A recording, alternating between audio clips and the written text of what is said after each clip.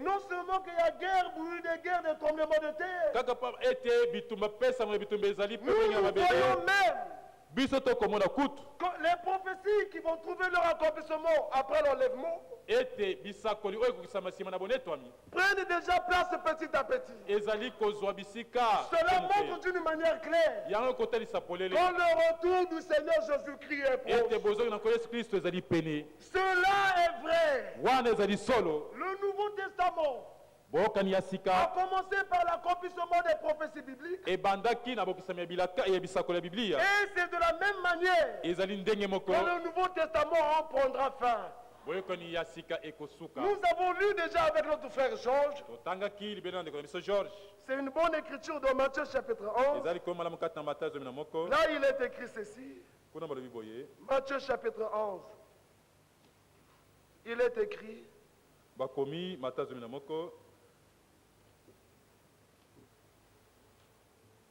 Matthieu chapitre 11, il est écrit.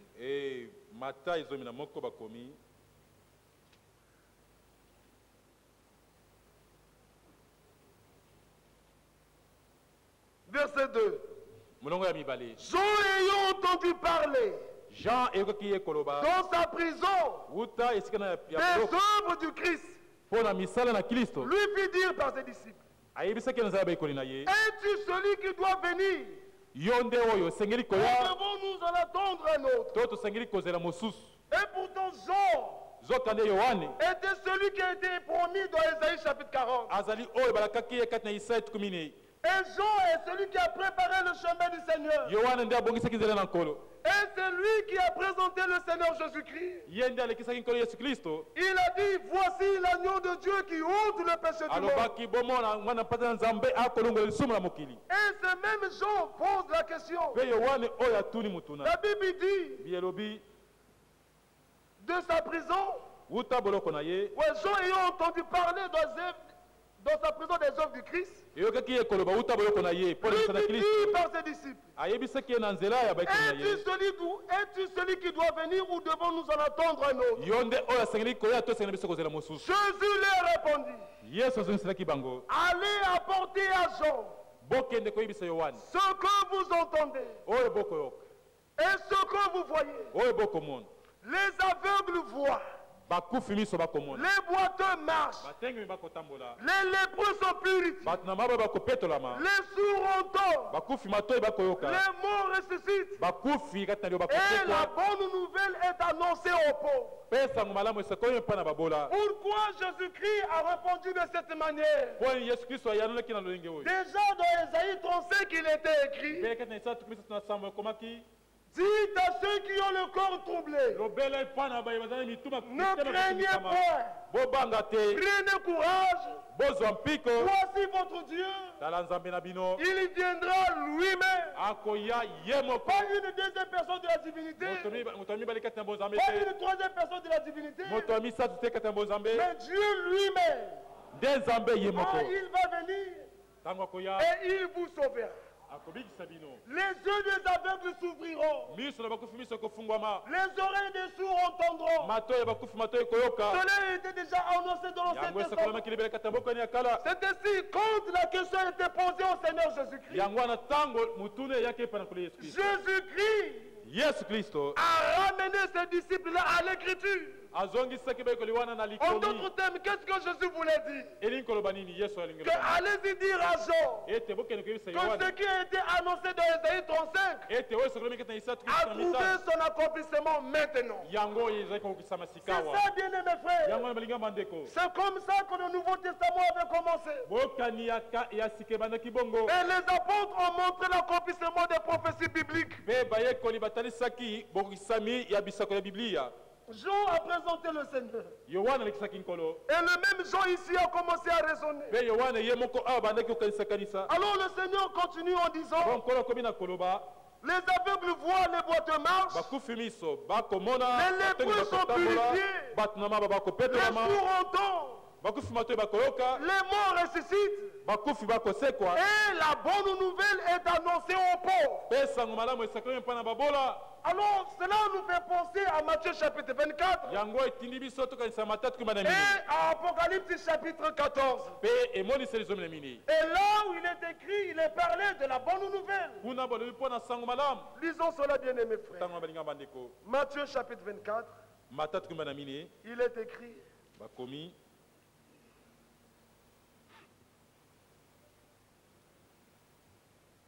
Matthieu chapitre 24. Il est écrit ceci.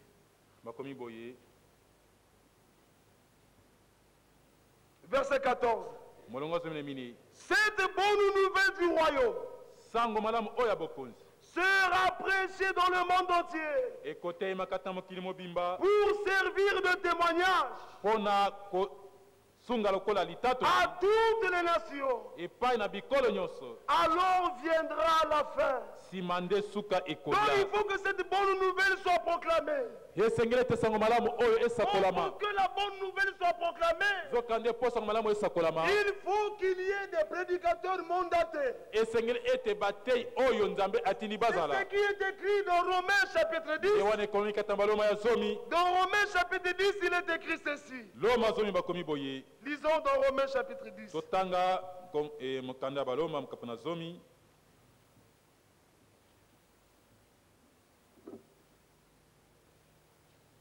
Romains chapitre 10.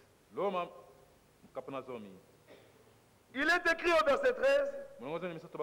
Car quiconque invoquera le nom du Seigneur sera sauvé. Comment donc invoqueront-ils celui en qui ils n'ont pas cru? Et comment croiront-ils en celui dont ils n'ont pas entendu parler? Et comment en entendront-ils parler s'il n'y a personne qui prêche? Et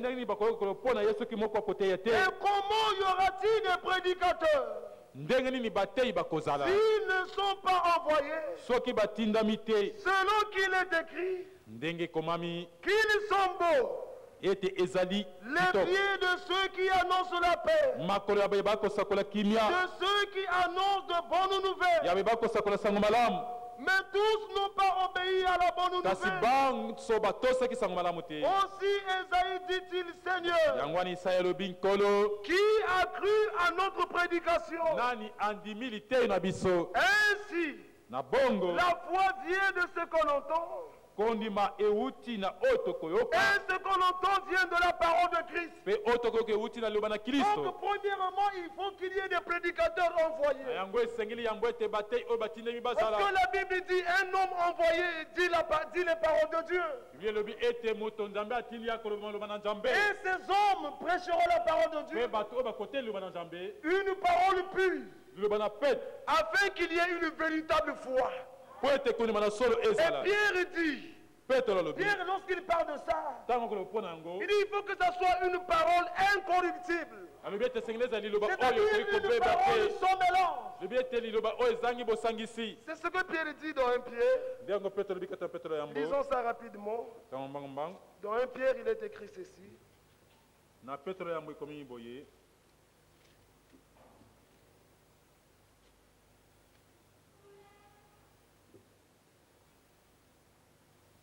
Commençons à partir du verset 23.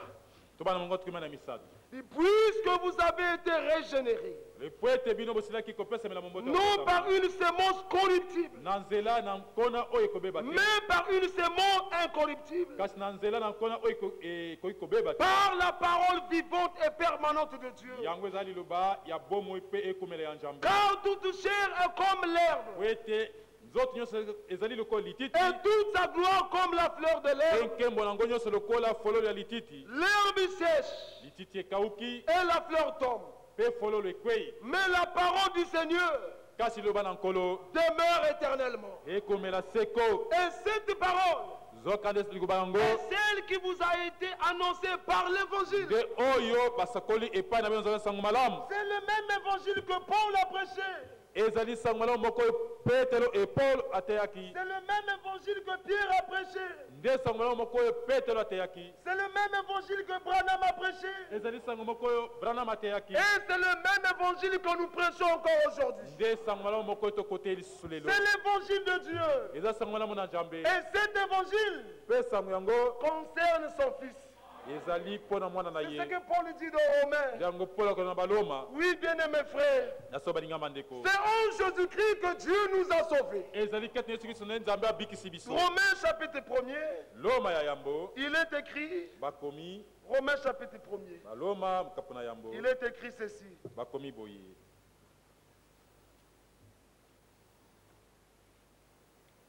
Romains chapitre 1er. À partir du verset 1. Paul, serviteur de Jésus-Christ, appelé à être apôtre, mis à part pour annoncer l'évangile de Dieu, évangile qui avait été promis auparavant de la part de Dieu par ses prophètes dans les Saintes Écritures. Il concerne son fils, né de la postérité de David, selon la chair, déclaré fils de Dieu, avec puissance, selon l'esprit de sainteté, par sa résurrection d'entre les morts, Jésus-Christ notre Seigneur. La Bible dit que cet évangile concerne Jésus-Christ. Et il est dit au verset 4. La Bible dit au verset 4 qu'il est dit ceci, que Jésus-Christ a été déclaré fils de Dieu avec puissance, selon l'esprit de sainteté, par sa résurrection d'entre les morts, Jésus-Christ notre Seigneur. Bien-aimés frères, parce que la résurrection de Jésus-Christ est une preuve triomphale que Jésus-Christ est le Messie promis. Cela est vrai, bien-aimés frères. Il a été ressuscité pour notre justification. Et Jésus-Christ, il était le seul qui pouvait même dire, avant sa mort et sa résurrection, j'ai le pouvoir de donner ma vie et de la reprendre. Bien-aimés frères, il y a eu des prophètes comme Moïse, comme Jean-Baptiste, comme Esaïe, comme Habakkuk, comme Amos. Mais devant la mort, tous ces prophètes ont failli. Oui, bien-aimés frères. Mais Jésus-Christ, cela était prévu. Que cela n'était pas possible. Qu'il soit maintenu pour toujours. Mais Jésus-Christ devait être ressuscité selon les Écritures. Voilà pourquoi, bien-aimés frères, nous aimons tous les prophètes. Mais nous aimons plus le Seigneur Jésus-Christ. Parce que c'est lui qui a payé le prix. C'est lui qui nous a rachetés, mes frères. Et nous croyons de tout notre cœur qu'il ne nous abandonnera jamais. Qu'il y ait des problèmes viennent, qu'il y ait des difficultés, regardez au Seigneur. Il est celui qui soutient. Bien-aimés frères, le retour de Jésus-Christ est proche. Accrochons-nous à la parole de Dieu. Qu'il y ait des difficultés ou pas, accrochons-nous à la parole de Dieu. Parce que moi, personnellement, je ne veux pas rater ce jour. Oui, je ne veux pas rater cela. Parce que ici sur la terre, bien-aimés, nous souffrons, il y a des difficultés d'une manière ou d'une autre. Mais lorsque nous serons enlevés, nous serons avec lui. Et la Bible dit que le Seigneur lui-même, il essuiera nos larmes. Ici nous pleurons. Ici nous poussons des cris. Mais là-bas, il n'y aura plus de cris. Il n'y aura plus de deuil. Le Seigneur lui-même sera avec nous. Le Seigneur lui-même va nous éclairer. Voyez-vous cela? Cela est vrai. Attachons-nous à la parole. Que le Seigneur vous bénisse.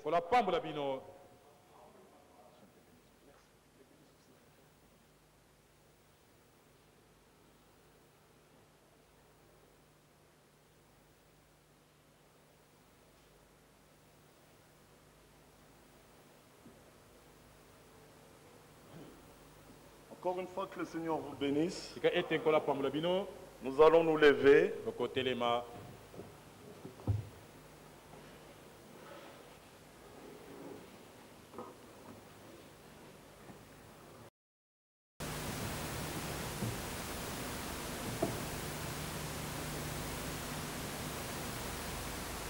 allons nous mettre debout. Côté les mains, on a kotanga mama komi. Dans Hébreu chapitre 11. Namokanda na Bible mokapona zomi na moko.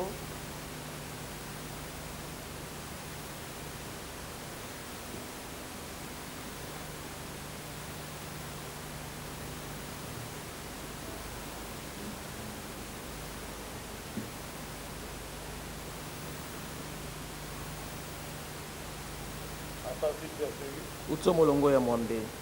C'est par la foi qu'Abraham, lors de sa vocation, obéit et parti pour un lieu qu'il devait recevoir en héritage. Et qu'il partit sans savoir où il allait. C'est par la foi qu'il vint s'établir dans la terre promise, comme dans une terre étrangère. Habitons sous des tentes. Ainsi qu'Isaac et Jacob, les co-héritiers de la même promesse, car ils attendaient la cité qui a de solides fondements, celle dont Dieu est l'architecte et le constructeur. C'est par la foi que Sarah elle-même, malgré son âge avancé, fut rendue capable d'avoir une postérité, parce qu'elle crut à la fidélité de celui qui avait fait la promesse. Prions. Dieu bien-aimé Père Céleste, nous te sommes infiniment reconnaissants pour le rassemblement de cet après-midi. Seigneur, que tu puisses vraiment nous assister. À toi nous nous abandonnons. Conduis-nous dans toute la vérité. Éveille nos oreilles afin que nous puissions écouter comme écoutent les disciples. Nous avons ici prié dans le nom du Seigneur Jésus-Christ. Amen. Amen. Vous vous asseoir. Mes frères, mes sœurs, nous avons déjà entendu avec notre frère des très très bonnes paroles. Et dans Hébreu, nous avons lu. Au verset 11, il est écrit ceci. Au verset 11, Hébreu chapitre 11, il est écrit que c'est par la foi que Sarah elle-même, malgré son âge avancé, fut rendue capable d'avoir une postérité. Donc ça veut dire que Sarah n'était pas capable. Mais elle fut rendue capable d'avoir une postérité. Parce qu'elle crut à la fidélité de celui qui avait fait la promesse. Alors là dans 2 Corinthiens chapitre 3, l'apôtre Paul dit, dans 2 Corinthiens,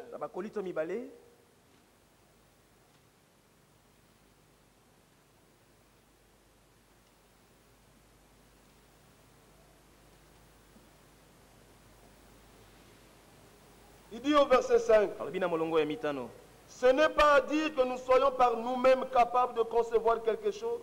ezalité lokola biso moko toli na makoki ya koyemela komoko comme venant de nous-mêmes. pela moko euti epai na biso moko Notre capacité au contraire vient de Dieu. makoki na biso na bokeseni ezali kouti epai na Nous, Nzambe nous sommes vraiment incapables. biso tozangi makoki Mais Dieu, il est capable. Nzambe ali na makoki Et ce Dieu capable là nous rend capables. Nzambe oyo azali na makoki ali kopesa biso makoki Il nous a aussi rendu capables apesi biso mpe makoki d'être ministres d'une nouvelle alliance. ya kozala bateyi ya boyokani na sika Non de la lettre, ya nkoma te mais de l'esprit. kasi ya molimo Car la lettre tue, nzambe nkoma ye koboma mais l'esprit vivifie. kasi molimo ali kopesa bomoi Ça c'est merveilleux, mes oyo ezali frères. malamu bandeko na ngai Dans Hébreu toujours, na il est baebele écrit kaka ceci. elobami boye Hébreu chapitre 13, ebele mokapo na zomi na misato il est écrit ceci. ekomami boye À partir du verset 20. uto molongo ya